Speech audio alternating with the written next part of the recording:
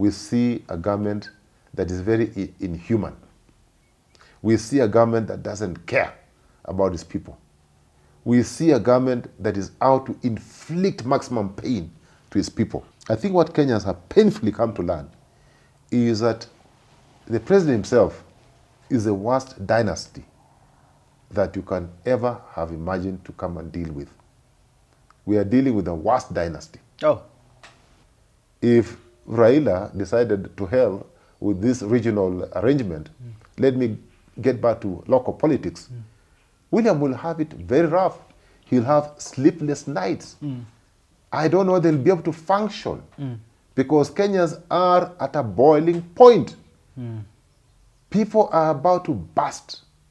What gives him the idea that he can do as he wishes? This is not his personal house, this is not Sogoi. I think the president needs to stop being simplistic. Is there a vacuum post-Raila? Play one clip where Ruto has spoken truthfully. A very good day to you and welcome to Philip Kisia Unscripted. My name is Jadiel Kabiro. It's always a pleasure, it's always a joy, it's always a privilege to have you joining us for conversations to shape the political and policy decisions that our leaders are making. I'm with Philip Kisia once again for these conversations. Kisia, how are you doing today? I am good, Jed. Let's talk about Rigathi Gachagua because this is the conversation we are having in the country. Unifying the nation, that is my conversation today. How do we unify the country? Can we leave tribal cocoons and affiliations based on regions as President William Ruto wants? Can we unify the country so that we vote based on ideology? And this conversation today with Philip. But Philip, what are your highlights for this week before we even start? Well, yesterday I gave you a few. I think there were 3. Today, you know, there have been so many. But let me pick on the 2. Yeah. One was from one frankly mythical Linturi. It was so hilarious. What does he the say? guy, man. The guy just come from a frying pan. Yeah. And he's talking about, you know, physical discipline. Yeah. Hey, guy, man. Yeah. You know, I read that tweet of his. Who was saying that we should spare him as a Meru man from going on begging missions, particularly for food. That we're embarrassing him. And I said, well, that's a very good statement, but coming from the wrong person. Yeah. Particularly the person who has been given mandate to ensure that we have food sufficiency. You know, he was asking Kenyans to do something that Kenyans have done from independence. Kenyans have been very committed. Kenyans have dutifully and you know, diligently paid for taxes. They are paid. That's why this country, you know, with all the challenges, we've not faced as serious challenges as other African countries have faced. You know, the only thing that I would have remind Franklin Mythical Inturi is that when Kenyans are so committed in paying taxes, and running successive governments, even where so much looting has taken place, we're asking them for a small favor, that they, as a government, must exercise fiscal discipline. This is one of the most indisciplined governments that we've had since independence in terms of fiscal discipline. You've seen how extravagant they have become. You've seen the amount of looting that has taken place in less than 2 years. You've seen the high level of corruption. And in his own ministry, he's talking about, you know, Kenyans embarrassing him to go begging for food. Yeah. Yet, just a few months ago, even the soil has not dried. It has not even dried, for heaven's sake. Spares that, that nonsense. Yeah. Fake fertilizer. He sold farmers, or his ministry oversaw the distribution of fake fertilizer to Kenyans. Are we asking him for a lot by asking him to be physically disciplined and to be transparent and to ensure that we don't operate in a corrupt environment, at least so far as his ministry is concerned? Okay. The other one, Yeah. which again was really sad, and I want to look for those 2 videos on Moroto, the demolitions that took place in Moroto.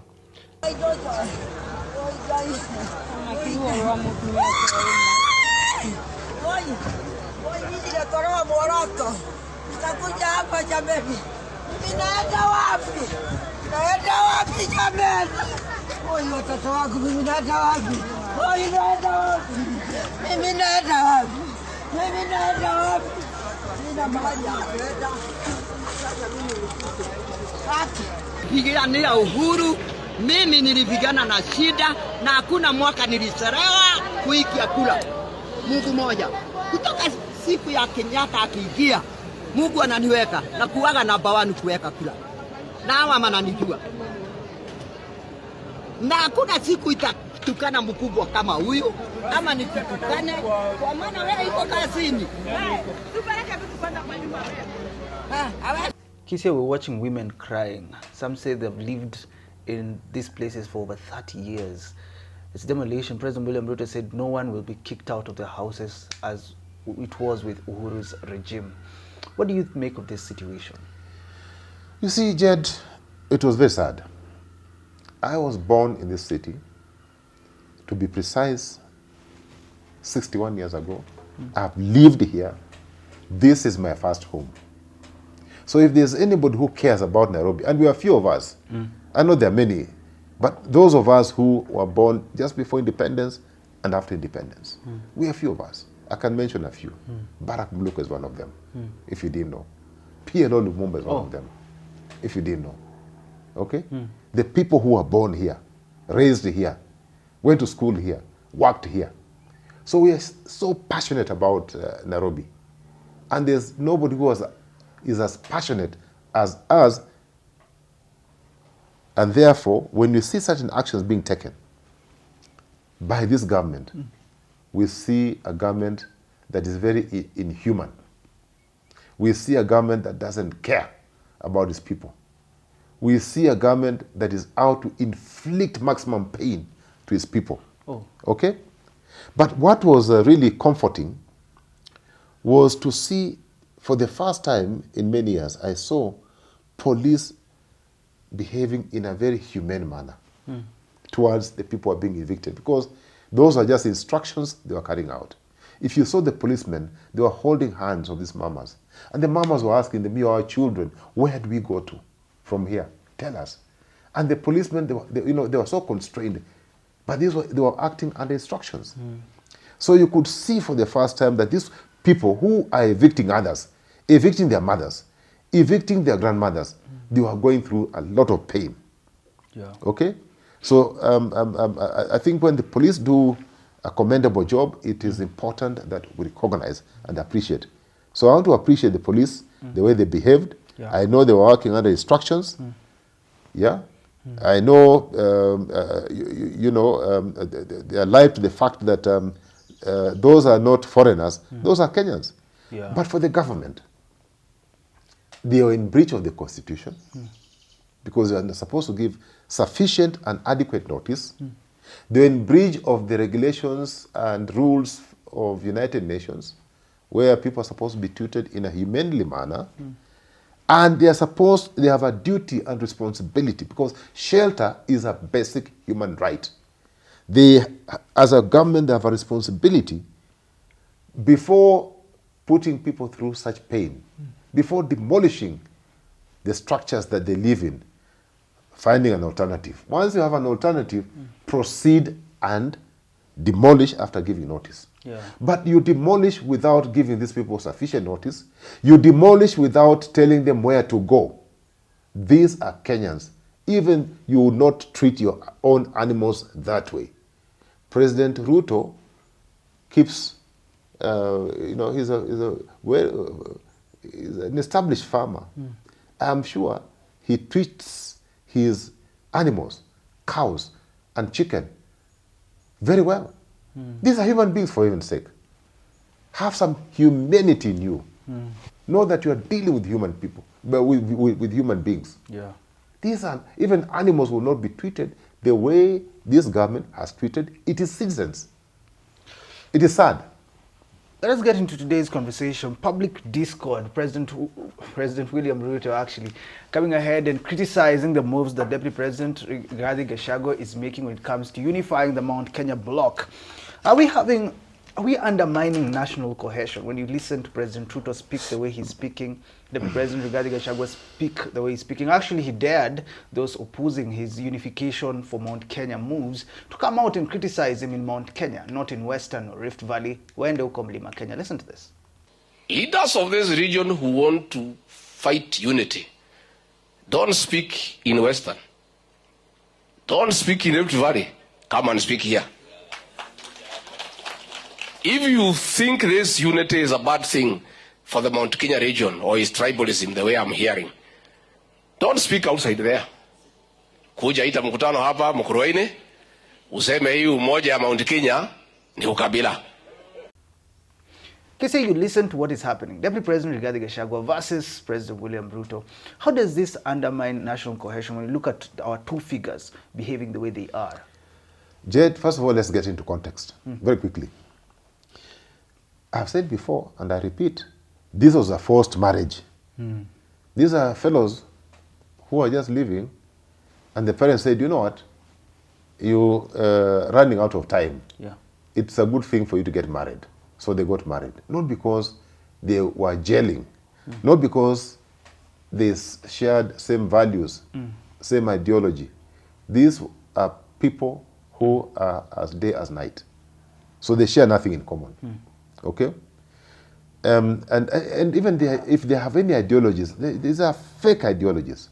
They came up with this narrative of hustler and dynasty. Yeah. They were the hustler, we are the hustlers. We know your pain, we understand where you're coming from. We are here to rescue, to save you, but we must kick out the dynasties. I think what Kenyans have painfully come to learn is that the president himself is the worst dynasty that you can ever have imagined to come and deal with. We are dealing with the worst dynasty. Oh. Forget about the ones that, because he referred to Uhuru, he referred to Raila as dynasties. He's the worst. And if he was not a dynasty, he's a dinosaur. Yeah, does that And he has from? converted himself into a dinosaur. From the way he's treating his people. If you're a hustler, if you came from a poor background, would you treat human beings the way he's treated human beings? He's government. He's the one in charge. He's on the steering. Would you, Jade, treat human beings the way he has treated human beings? So he's only a dinosaur that would behave that way, crumpling and stepping on everybody and anything that you find. Okay? And this is why I really appreciate Raila, who has been condemned for so long. Not because he's my party leader. But Raila, just like any other human being, he has his own faults. But who fought for the second liberation? Among others, you know, my friend Gitobo was there, Orengo was there, Matiba was there, Rubia was there, and many others have been there who fought for the second liberation. But it was led by who? Right. It was led by none other than Raila Amolo Odinga, who was detained from the current crop of leadership. These are KANU youth wingers who have found themselves in power. They still have the KANU mentality, Nyaism, yeah, where they think they can harass Kenyans, they can do what how they please. They have no regard for human beings. They have no regard for hard work. They just believe they have the mentality of looting. So, who has been there for the common mwananchi? And it is coming to pass. Whose family has suffered the way Raila's family has suffered? Who has been humiliated by successive regimes? But he's still there, and he has, at every given moment, extended a hand of friendship. People call it handshake, but it is a hand of friendship for the sake of this country. Because I can tell you even right now, if Raila decided to hell with this regional arrangement, let me get back to local politics, William will have it very rough. He'll have sleepless nights. I don't know they'll be able to function because Kenyans are at a boiling point. People are about to burst. And I can tell you that's why you see even young people taking on the police. You've seen how mothers are crying and behaving. So he's just lucky that the person who has been, fronting and fighting for checks and balances has taken a step back. But he should not take it for granted. But let me come back to a question. Yeah. The issue of Rigathi. You know, and I keep on saying, at least Rigathi is a very honest politician. At least more honest than the ones who are in Kenya Kwanza. He's honest. He's saying, this is who I am. I cannot deny the fact that I'm a Kikuyu. I cannot deny the fact that for me to be relevant, that I must, my people must coalesce around me, that I must unify my people, that my people mean something. And therefore, I will not be ashamed to talk about one man, 1 shilling, 1 vote. I will not be ashamed. I was supporting you that time for convenience, but I did not believe in what I was saying that time. Yeah. Now I'm coming out in my true colors, that I'm a Kuk, I'm from Central Province, and I must protect our people from any further pain. Yeah. So at least Rigathi is being very, very truthful. But on the flip side, his boss, he's asking Kenyans to unify.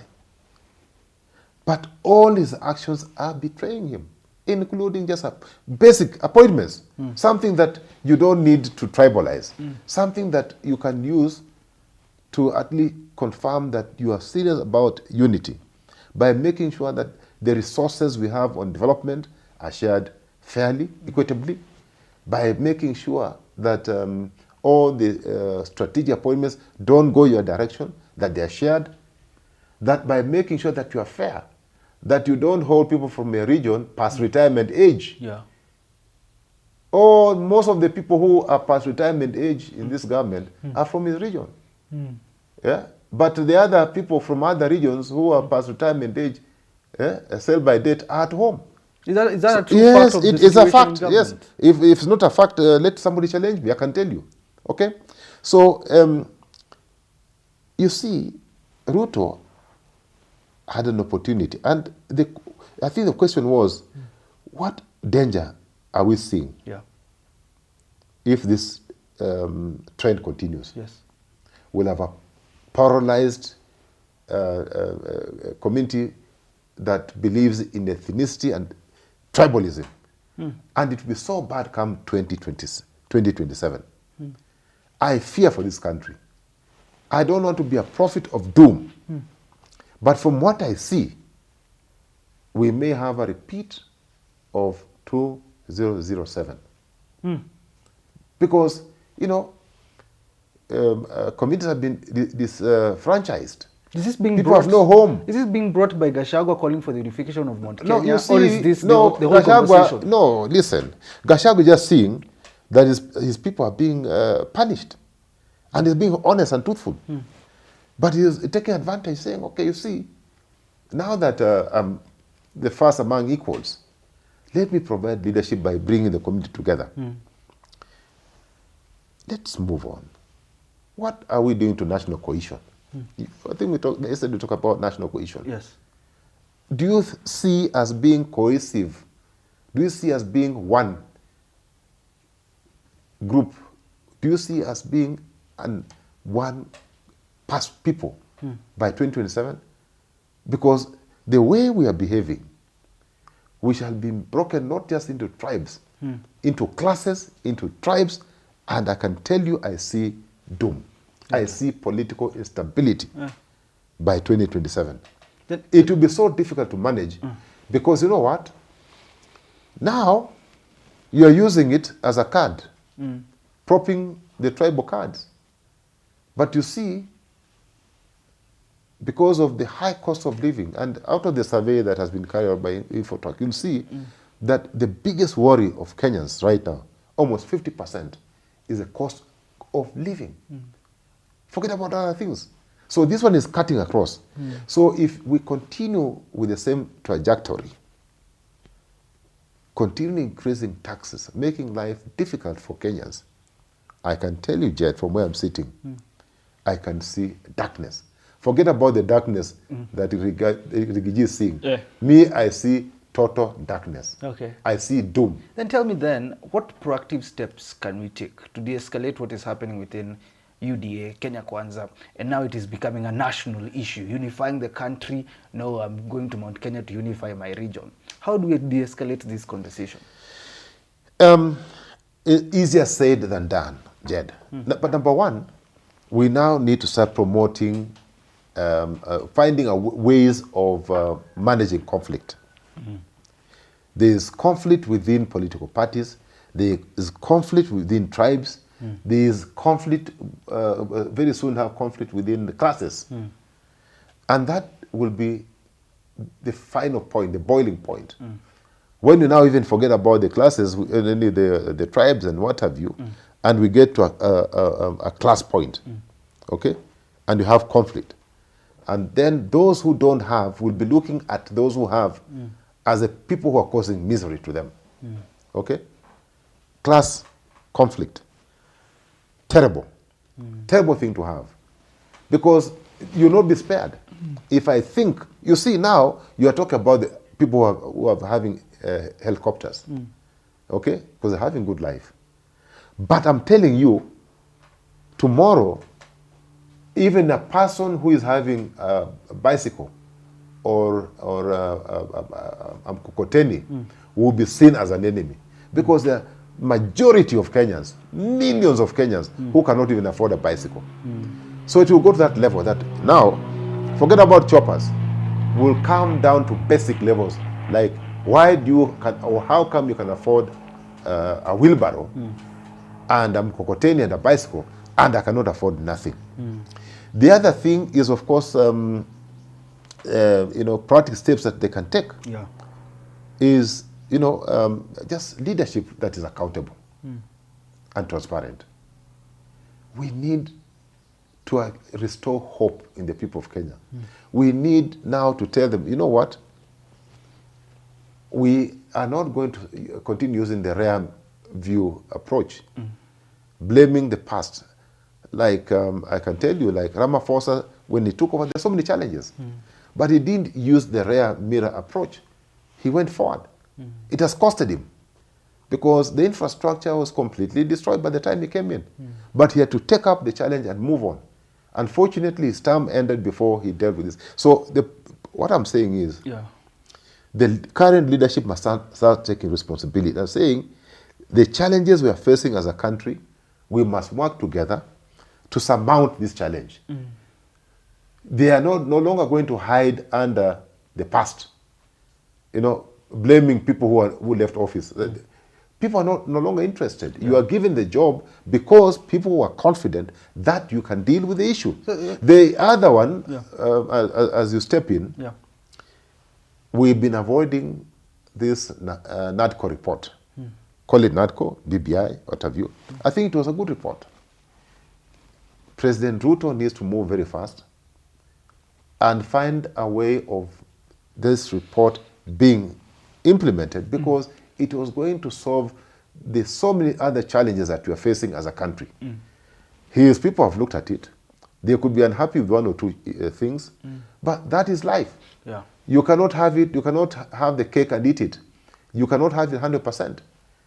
Most of the Kenyans and the majority of Kenyans have come to the realization that the BBI, or now called so-called NADCO report, was a report that was going to save this country. Okay, then I would want to know, you've talked about delivery of services, and you look at the manifesto, the way Ruto had his plan together with Rigathi Gachagua. Now that there is conflict, is there a risk of Ruto not delivering what he has promised? Because now we are just talking about Rigathi Gachagua in the country. You're saying deliver. It's 2 years down the line. Has he delivered? So we start from there. Come on, man. So you're asking me, will it impact on him in terms of the promises? So far, he has delivered nothing.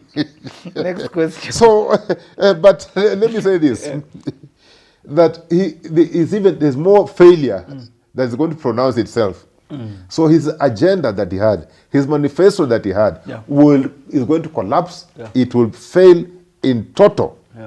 The other thing that we are going to see, most likely see, is fragmentation of his political party. He thinks he's smart, but I can tell you, those people are not talking. At least, me, I talk, and a few other people are talking. But there are even people within his own coalition who have kept quiet, not because they are happy, but because they are, they are happy from their pockets upward. Their tummies are bulging. I don't know that they are full of air, whatever it is, but they are happy. So you can see them smiling, not because they are in love with President Ruto. It is what they're benefiting from. Immediately they are removed, because here is coming up with some reshuffle. You will now see the true colors of those people. And then, of course, I've talked about internal strife within the political party, and even to the extent that it may end up affecting Kenya. But what should worry you, me, and other Kenyans, is that we are now getting to a point where we are losing trust. And trust and hope is always the last thing that you should lose, because once those disappear, you lack credibility, and people have nothing to lose. The only thing they're waiting for is death. A very dangerous space to be in. Then we saw this with Uhuru Kenyatta and William Ruto. Now we are seeing it with William Ruto and Rigathi Gachagua. What lessons can we learn from what we saw with Uhuru to inform the decisions that we're going to make with Rigathi now, so that we finish this conversation about Ruto-Gachagua beef? Because our leadership believe in mediocrity, you are not likely to see this thing disappearing very soon. There's no ideology, there's poor management, there's poor, everything is almost poor. The last survey, as a government, they got, I think, a D+. Or something like that. Okay. Just average. And it's not good, to be that space. You should get to that space when you're getting to the tail end of your... But it is too early to be rated. It's like when you're in university.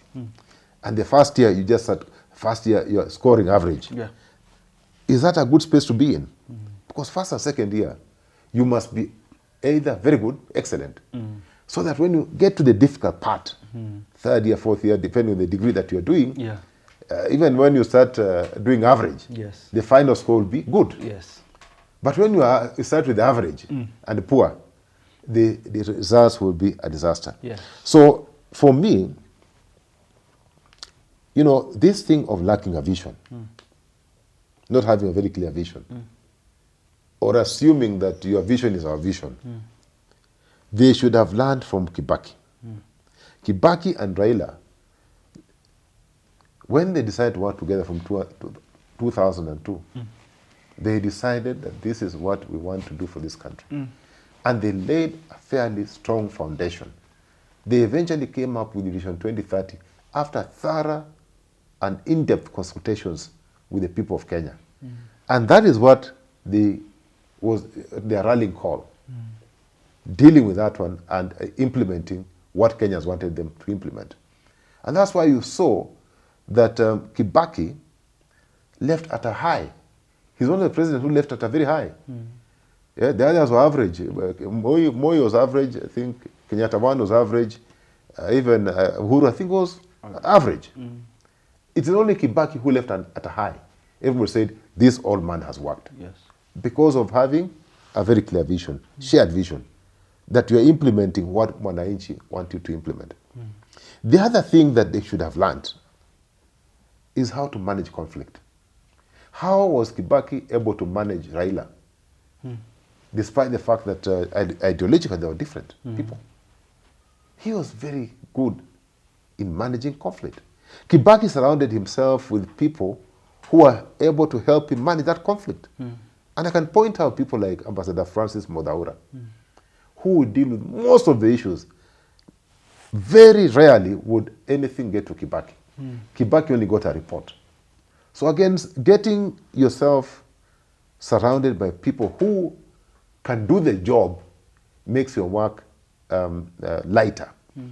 So President Ruto needs to quickly know how to manage conflict. No, he should not just assume things are okay. He should not stop sweeping things under the carpet, because they're going to catch up with him, and they'll catch up with him fast and furious. Then there is the issue of leadership accountability.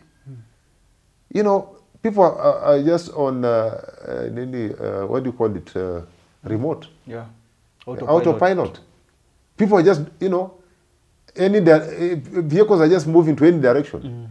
So the vehicles will only stop when they hit the dead end.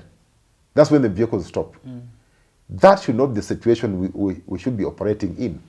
We should be operating in a situation where the driver knows where we are going and how we should get there.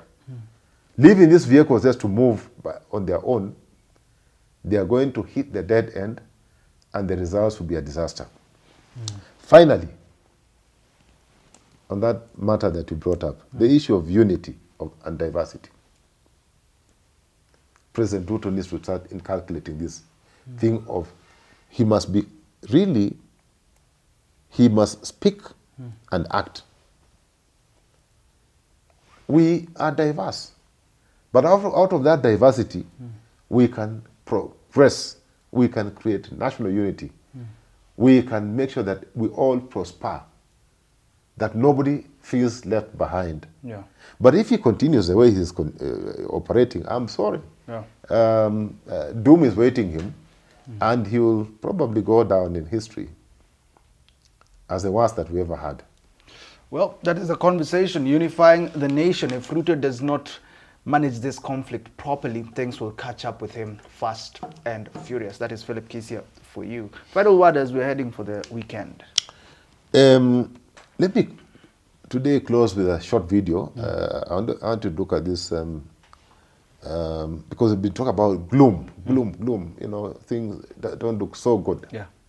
But I came across this Malema video, which I think I shared with you. It gives people hope. It inspires people.